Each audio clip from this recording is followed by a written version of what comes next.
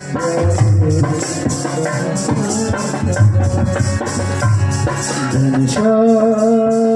तुम्हें ढूंढते जाए कहाँ कहाँ, अपने विरह की याद दिलाए कहाँ कहाँ,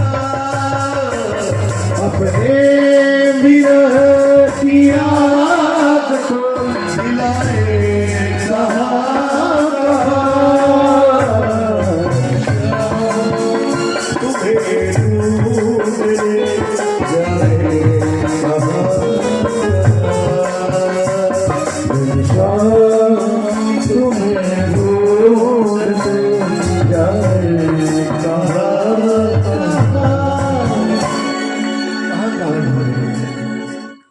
मल्ला से कहते मुझे देखा भगवान ही मानो आ गया।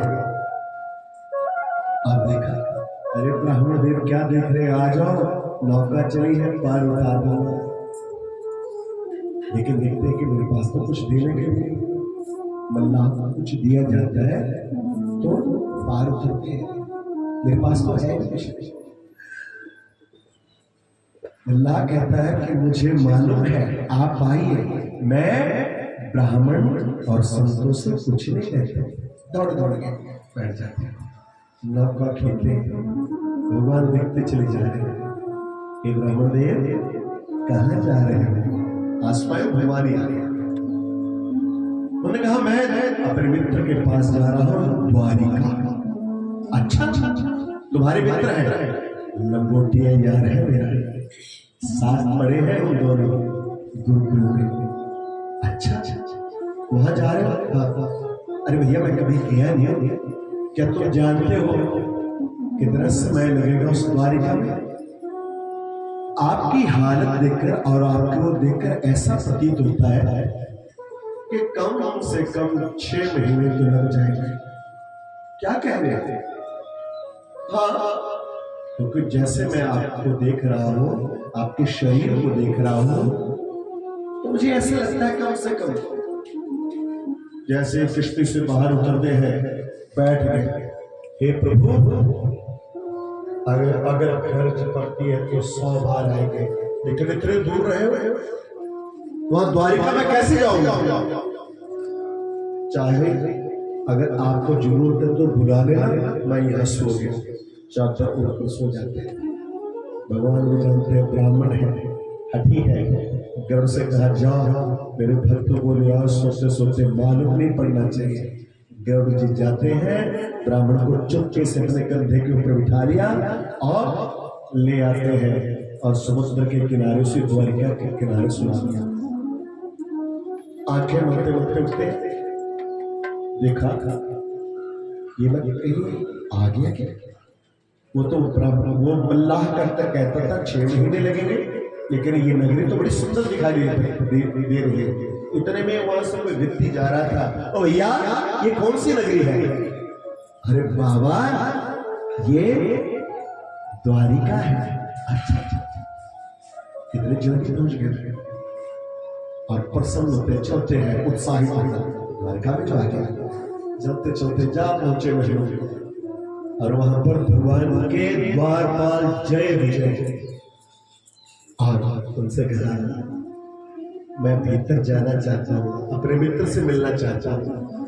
उन्होंने कहा हम भी जानते हैं हमारे प्रभु के मित्र आप जैसे ही होते हैं, तो क्या मैं मिल सकता हूँ? वैसे तो ब्राह्मण और संतों के लिए कोई मनाही नहीं है, लेकिन अभी अभी घोषणा हुई है कि भगवान दोपहर का भोजन करके शयन में गए हैं, सोने के लिए गए। हम थोड़ा देख कर आते हैं। फिर दौड़े दौड़े जाते हैं, देखते क्या रुक्मणी जी भगवान को सामने बिठाकर उनको भोजन व्यवस्थी है, रखती है और पानी का गिलास दिया। इतने में द्वारपाल खड़े हुए, भगवान पूछते आने का कारण? उन्होंने कहा महाराज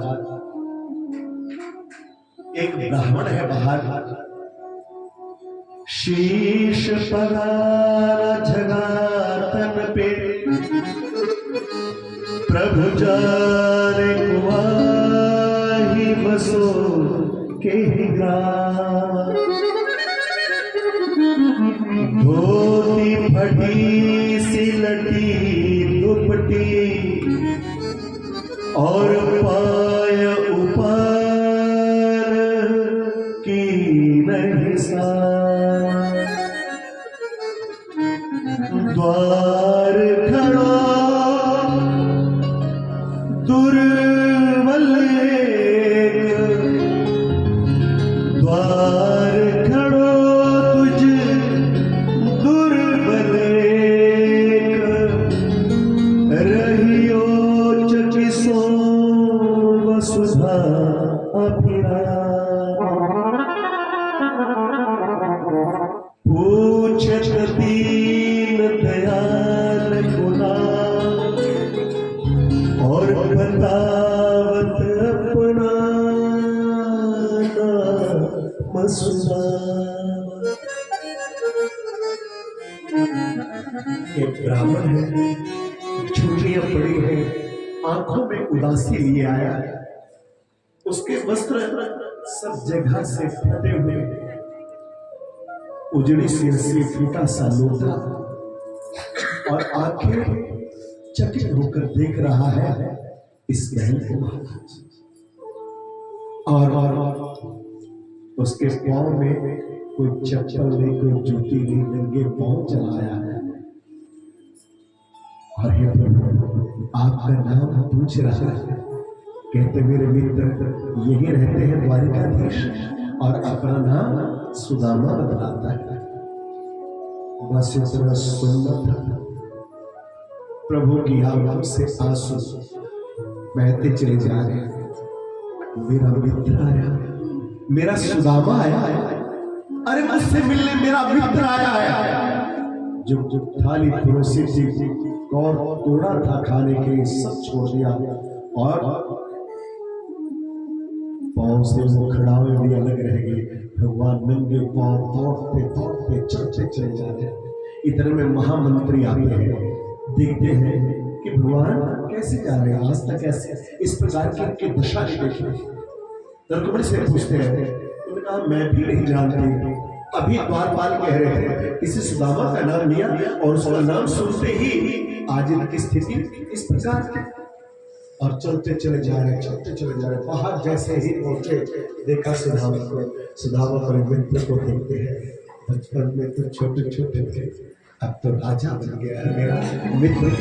और देखते हैं दौड़ सुदामा कृष्ण को और कृष्ण सुदामा को एक दूसरे को पूजा पाश में ले लेते हैं, स्नान करवाते हैं, आंखों से अविरल आंसू बहाते हैं एक दूसरे का स्नान, और बड़े भाव से पकड़कर भीतर जाते हैं।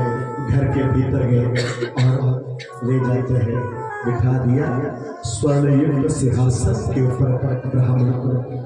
रुक्मिणी से कहते हैं, हे रुक्मिणी ये मेरा मित्र है, ये है सुदामा, ये ब्राह्मण है और इस ब्राह्मण के चरण धुला रहे हैं। जाओ परात लेकर आओ, पानी लेकर आओ। भगवान उनके चरणों में बैठ जाते हैं। सुदामा का चरण उठाया और जैसे देखा, देखते हैं पांव के नीचे कांटे ही कांटे, कांटे ही कांटे लगे। ऐसी दशा देखकर भगवान की आंखों से आंसू निकल आते हैं। मेरा भक्त जो हर समय मेरा गान करता है, वो इतना दुखी। भगवान ब्राह्मण के पांव उठाते हैं, अपने मुख के पास लाते हैं और दांतों से एक एक कांटा निकालते चले जा रहे हैं।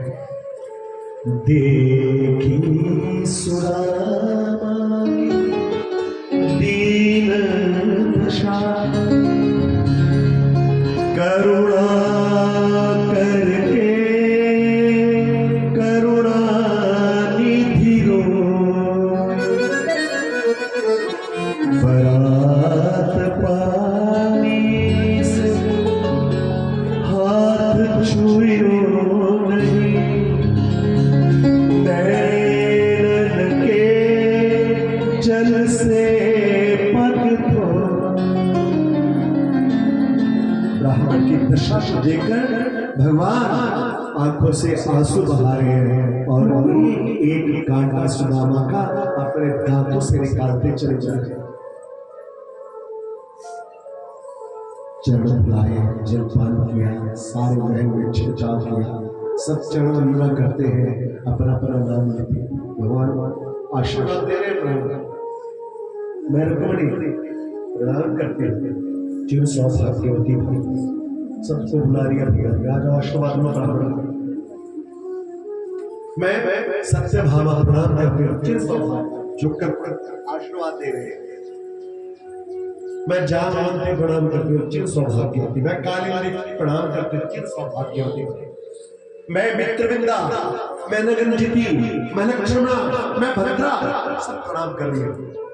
देते आशीर्वाद देते चले, देते देते 100, 200, 500 ब्राह्मण लगे कृष्ण की तरफ देख रहे। इतने सब कहां से आ गए? एक से सुंदर है, पीठ में भी दर्द हो गए। आशीर्वाद देते देते देते देते अरे मेरे कान कर, मैंने कहा कान क्या कर रहे? ये सब अपनी है, ये तेरी सब अपनी है। कितनी है? बोले 16,108। तब तो ब्राह्मण आशीर्वाद देते देते देते राम नाम सब हो जाएगा। आशीर्वाद देते मर जाएगा ब्राह्मण, ब्रह्म हत्या लगेगी। ऐसा कर तू मुझे प्रणाम कर, तुझे मैं आशीर्वाद देता हूँ और वो सब इनको फलीभूत हो। यह ब्राह्मण जैसे ही भगवान प्रणाम करते हैं, ब्राह्मण आशीष देता है, बहुत से आशीष दिए। तुम्हारा परिवार उत्तरोत्तर फलता रहे, फूलता रहे और भगवान में निष्ठा बनी रहे। इस प्रकार से आशीर्वाद देते हैं। मित्र विकास रहते हैं, बहुत लंबी बता नहीं, उठे और चल पड़ते हैं, वापिस सब चले जाते हैं पृथ्वी मत छोड़ते हैं समुद्र के किनारे। फिर से पहले जो गाय चिड़वे, भगवान कहते हैं भाभी ने कुछ भेजा होगा मेरे लिए। भाभी भी तो है, बच्चे के चार। अच्छा तो भाभी ने मुझे कुछ भेजा होगा। भगवान को देते हैं तो भगवान देते हैं। अगर हमने कभी भगवान को दिया ही नहीं है और रो रहे हैं कि हमें कुछ नहीं मिला, कुछ नहीं मिला, दिया क्या दिया? भगवान को अगर दिया हो तब तो मिले। जब तुमने बीज ही नहीं बोया तो कहां से फल की इच्छा कर? अब भगवान का ऐश्वर्य देखकर द्वारिका का अब कैसे देता, आंख में छुपा लिया। मैं कहा ये ब्राह्मण ऐसे नहीं देगा। भगवान ने स्वयं हाथ डाला, कान से निकाला और 1 मुट्ठी 2 मुट्ठी 3 मुट्ठी जितना भी पृथ्वी का राज या ऐश्वर्य है, इतनी संपत्ति में अकेले ब्राह्मण को देता। स्वर्ग की जितनी संपत्ति है, ऐश्वर्य है, वो ब्राह्मण को देता। तीसरे दफा खाने लगे, रुक्मिणी जी ने हाथ जोड़। सुदामा भी कहते मित्र कच्चे हैं, बस क्या दिया क्या, ये केवल रुक्मिणी जानते हैं, भगवान जानते हैं। आपको दूसरे दिन उठते हैं, चले जाते हैं, लेकिन कहने लगे हे मित्र, तुम धरती का भार उतारने के लिए आए हो, तुम अपना ध्यान रखना, अपना ध्यान रखना। जब ऐसा कहा, भगवान की आंखों से आंसू आ जाते हैं। यह जो भी आता है अपने लिए आता है, लेकिन मेरा सुदामा मेरे लिए कह रहा है। आंखों से आंसू आ गए। भगवान ने भेज दिया, रथ के ऊपर बिठाकर चले जाते हैं, रथारूढ़ होकर और जा पहुंचे। जैसे ही सुदामा अपनी नगरी में पहुंचते हैं, क्या देखते हैं? आज वहां झोपड़ी नहीं, महल बने हुए और उस अवंतिका का नाम अब सुदामा नगरी पड़ गया है। और बच्चों ने देखा, पिताजी आए जाते हैं, पिताजी पिताजी। बहुत राजसी ठाठ बाट हो गए, कहीं किसी के गए होंगे, दे दिया होगा, किसी ने दिया कर दिया। आ जाओ आ जाओ, माँ इंतजार कर रही, भीतर ले जाते हैं। जैसे महलों के भीतर देखा, जिस पत्नी को दुबली पत्नी छोड़ कर गए थे, आज सोने से और आभूषणों से, साड़ी से सुंदर बनकर बैठी है, साक्षात लक्ष्मी। और पति की आरती उतारती है, देखकर चकित रहेंगे। ये सब जिन प्रभु के पास आप गए थे, उन द्वारिकाधीश ने दिया है। उन प्रभु ने दिया ही नहीं। हे सुशीला, मुझे तो ये कुछ भी नहीं चाहिए, तुझे चाहिए, तेरी चाहती तुझे मुबारक मैं जाता हूँ। लेकिन जाने लगे वो कहते तुमने नहीं रहना तो मैंने भी किस लिए, मैं भी चलती हूँ। बालक भी चलने लगे। इतने में भगवान उसी महल में प्रकट हो जाते हैं भीतर मंदिर में। सुदामा, जैसे सुदामा कहा, पीछे मुड़कर देखा भगवान को, दौड़कर चरणों में गिर पड़े। उन्होंने कहा तुम नहीं चाहते थे, लेकिन मैं चाहता कि मेरा सुदामा जैसे मैं संसार के ऐश्वर्य भोग रहा हूं, तुम भी भोगो। तुम्हें मेरी माया विचलित नहीं करेगी, मेरी माया तुम्हें सिखाने वाली है, तुम तो मेरे भोग। तो भगवान के कहने से उस महल में सुदामापुरी में रहते हैं, श्रेष्ठ जीवन यापन करते हैं और अंत में भगवान के परम धाम को प्राप्त करते हैं। सच्चिदानंद भगवान की जय। बहुत सी कथाओं का वर्णन करते करते आगे चलकर करते भगवान समझाते हैं, कभी भी किसी संत की निंदा मत करना, अपमान मत करना, लेकिन ध्यान दीजिए। और एक दिन की बात है, कृष्ण जी के पुत्र है साम, जामवंती के पुत्र। उन्होंने क्या किया, स्त्री का रूप धारण किया, पेट के ऊपर कुछ कपड़े बांध लिए और वैसे गर्भवती स्त्री होती है ऐसा रूप धारण करके घूंघट निकालकर लाले कज्जल सब लगाकर और चले जाते हैं। ऋषियों के साथ मजाक करते हैं, ऋषि बैठे रहते हैं और वो भी साधारण दुर्वासा ऋषि क्या कहते हैं, महाराज ये गर्भवती है, नब भी बहता है, बहुत अच्छी बात है, इसके गर्भ से क्या होगा। देखो मजाक कर रहे हैं, दुर्वासा जान रहे, उन्होंने कहा ऋषियों के साथ मजाक करते हो, मस्करी करते हो, इसके गर्भ से मुसल होगा जो युगवंशों का विनाश करेगा। बस इतना सुनना था और सब बिलाप लगने लगे। इधर कहते मैं पहले इनकार कर रहा था कि पिताजी ने कहा है कि कभी संतों का अपमान मत करना, लेकिन तुमने ध्यान नहीं दिया, अब करने को भूल।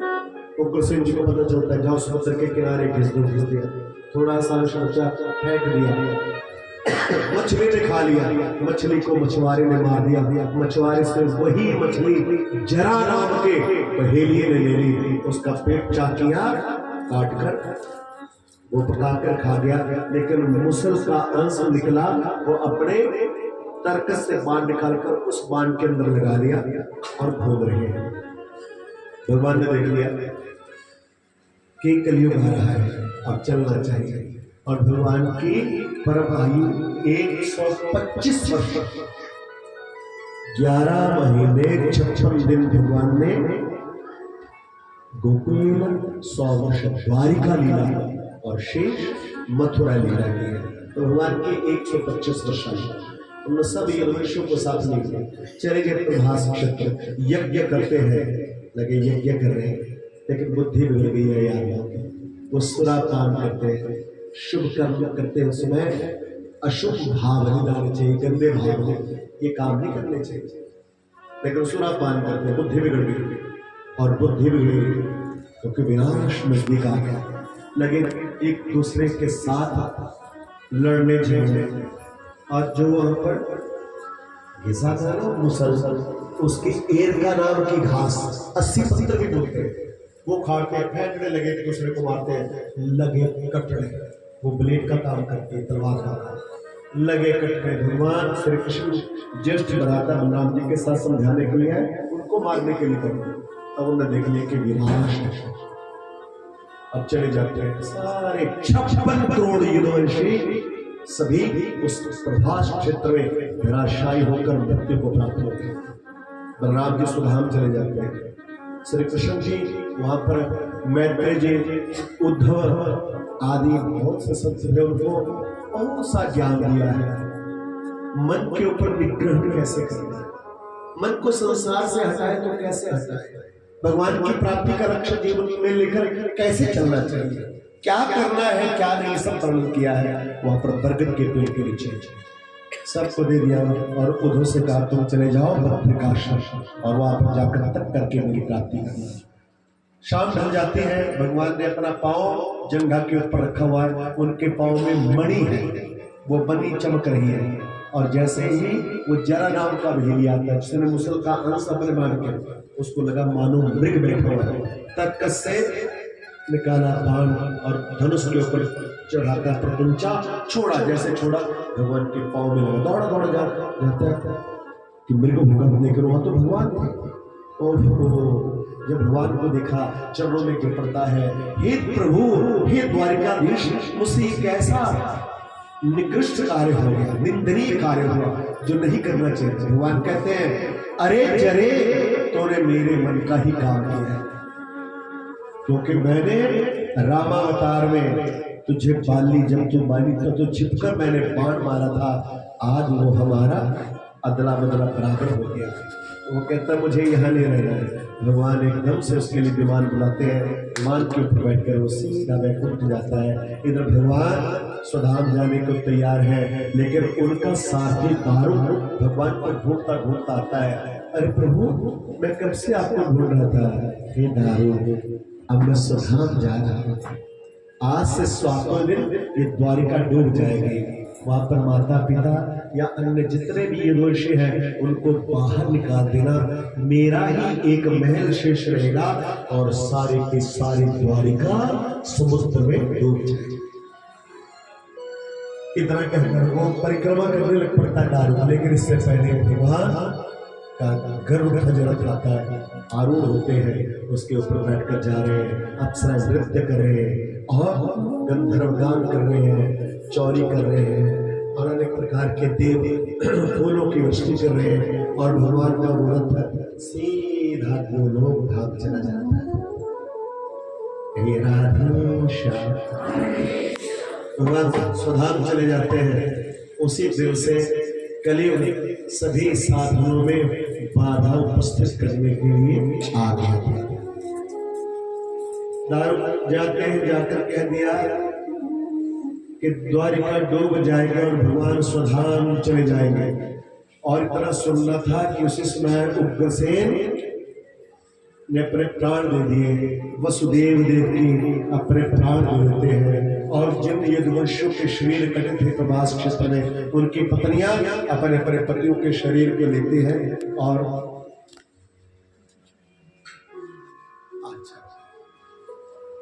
कहिए राधे श्याम। आई को भजन याद आया करते, दो लाल लड़िया दो पील लड़िया, कहिए राधे श्याम। तो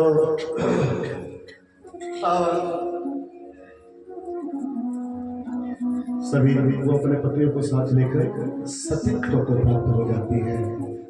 हे परीक्षक, इधर पांडवों को पता चलता भगवान स्वधाम चले गए, तब उन्होंने भी इस प्रकार से स्वर्गारोहण किया। तुम्हें परीक्षित राज्य दे दिया, स्वयं स्वर्गारोहण करते हैं, स्वर्ग पर चले जाते हैं। तुमने भी राज्य किया, लेकिन तुमने एक समय जब कलयुग को वरदान दे रखा था, शंपित ऋषि के आश्रम में जाते हैं, उनके गले में मरा हुआ सांप डाल दिया। तुमने अभिमान के कारण जल की याचना कर रहे थे, प्यास लगी थी, लेकिन तुम्हें तो आज तक्षक नाग काटने के लिए आए, साथ में इसलिए ये श्राप मिला था और उसी के वश होकर तुमने ये भागवत कथा मुझसे श्रवण की है। और जान लो कि कालों के काल तुम हो तो तक्षक तुम्हारा कुछ नहीं बिगाड़ता है। गुरु जी का पूजन किया, चरणों में प्रणाम कर दिया, आपकी आज्ञा मिलते ही मैं आंखें बंद कर लूंगा। मुझे काल का भय नहीं है, काल आएगा मेरे शरीर को जलाएगा, लेकिन मैं मुक्तात्मा हूँ, शुद्ध बुद्धि का बिल्कुल ठीक। इसीलिए मैंने तुम्हें ये भागवत सुनाया और शुभ देवती चले जाते हैं। इधर ये बैठ गए और चल पड़ता है वो तक्षक। आगे एक कश्यप नाम के ब्राह्मण होते हैं जो तक्षक के काटे हुए से भी जीवित करने लगे थे। उसको उन्होंने बहुत सा धन दे दिया, वापिस भेज दिया। आज 7वां दिन है, ऋषि का श्राप है। जहाँ पहुंचे समय अनुकूल आया, सूर्य से पहले जहाँ वो परीक्षित बैठे थे, तक्षक जा पहुंचे और जाकर अपना रूप लिया, फुंकारा देते हैं और एकदम से राख बन गया, चले गए अपने आप। अब शरीर राख रात्रि को जैसे ही शाम हो जाता है, उनका पुत्र जन्मे जो देखा पिता के राख बन चुकी है, तब इन्होंने बहुत क्रोध किया, सर्पों के ऊपर सर्प यज्ञ किया। आई तक्षक की बारी, छिप गया इंद्र की शरण में, इंद्र के साथ गिरने लगे।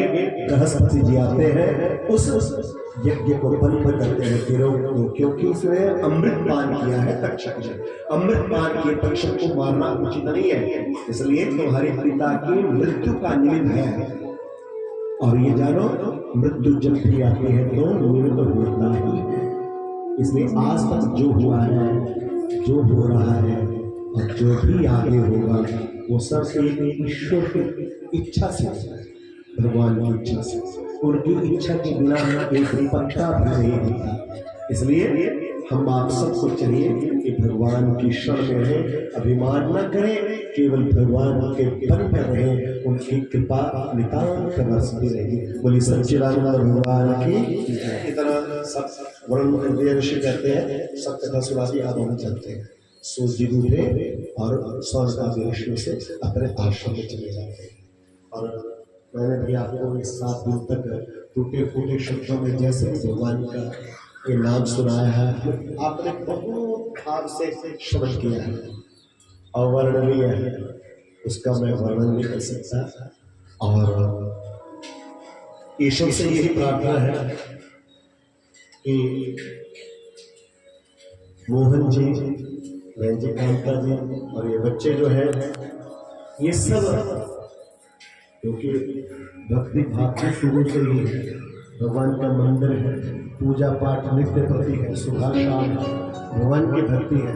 ये बच्चे भी इनको देखकर संस्कार ले माता पिता को, और भगवान इनके घर में बहुत जल्दी एक पोता दे, ये इच्छा है। आगे तो दिन है, इच्छा तो कभी समाप्त होने वाली नहीं।